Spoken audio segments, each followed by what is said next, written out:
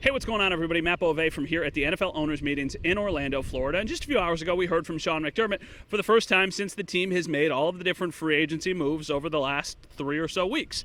This was also the first time he talked about Tre'Davious White. Now, if you have been following the Bills, there has always been an incredibly close connection there between Sean McDermott and Tre'Davious White. This was literally the last question he was asked at his breakfast press conference earlier today from our colleague Matt Perino over at Syracuse.com. A great question. Sean got pretty emotional. I'm going to play the entire thing for you. I know this is a little bit long, but it's pretty raw and pretty powerful.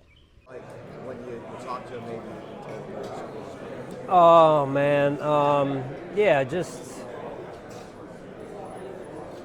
emotional, right? Because it's kind of like you can't believe it's what we're discussing, and eventually it's going to come just because of the lifespan of an NFL player, but it came way too early in my mind, right? And I'm sure in his mind as well. To me it's tragic in some ways because of the injuries, and had not the injuries occurred, who knows where his time in Buffalo would have taken him and us. I think he's one of the best defensive backs to ever play in Buffalo. I really believe that.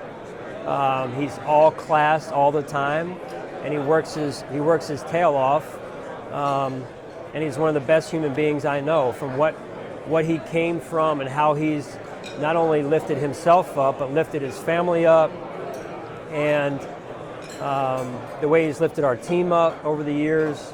It's just, to me, a very unfortunate situation with the injuries. And anyway, it's sad to see him go. It really is. Him and his family. I mean, he got injured in the Miami game. A number of us went over to his house after the game, and what do you say, right? I mean, especially after he had just went through it the year before, what do you say? And there's nothing you can say other than just try and be there for him. And that's how I felt when we were having our conversation. Was, it's a surreal moment. All right, so there was a lot of other things that were talked about, not just Tre'Davious White, one of them being Curtis Samuel. Sean McDermott does think that there is untapped potential with Samuel in Buffalo, and it sounds like he's going to play a pretty big role on this team. Of course, there's the Carolina connection, right? There always is. Joe Brady knows him, Sean knows him, Brandon knows him, so they think that he could do even more with Josh Allen as his quarterback and the other pieces that the Bills have. I actually also asked him just how he feels the wide receiver room is filled in general, and he addressed that they need guys who know their job and guys that are going to be able to help them moving forward. I still very much get the sense that wide receiver is in play early in the draft. It's kind of why they didn't say a lot about it, because I don't think they want to show their hand, even though we all kind of know that that is a very real possibility. But I also think defensive tackle is as well. I do not think that I would rule that out. Brandon Beane said the same thing yesterday, that was a priority, even though they've already addressed that position. Some of the other things that Sean McDermott talked about earlier today, he talked about the proposed rule changes. I'm not going to go into too much detail on those because there's a lot there, but we should have an answer on if there is a new kickoff rule either late Monday or early Tuesday, so we shall see. Then he also talked about the decision to move on from guys like Mitch Morris and Jordan Poyer and how he thinks Connor McGovern will fit in.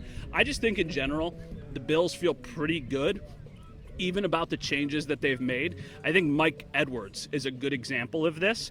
Mike Edwards has not been a career rock-solid starter. He's only got a handful of games.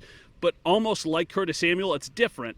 They think they can get more out of Mike Edwards. Sean McDermott looks at him as a player, the safety, and says, okay, we think we can get even more out of you and turn you into a full-time starter. And I think that's why he was the addition that they decided to make. There's a little bit of Jordan Poyer there. It's not the perfect comparison, but there are some similarities, and I think they think if this guy is given a fair shake, he'll make big plays. He's got position versatility. He can play with the two-deep look and just kind of protect the back half of the field. There's a lot of different ways that they can use Mike Edwards. I also found it very interesting. I asked him specifically about A.J. Epenesa's growth, and he said, growth. That's the word we need to focus on with A.J. Epinesa. He has made strides, but he continues to make him, and this was the interesting part. as a starter moving forward. So they see a big role for A.J. Epinesa going into this season. That makes sense with all the questions about Von Miller. I think we see a healthy dose of Greg Rousseau and A.J. Epinesa. I think in obvious passing downs, they'll see what Von has left in the tank, but Epinesa is going to get a bigger role, and now it's time for him to take that next step.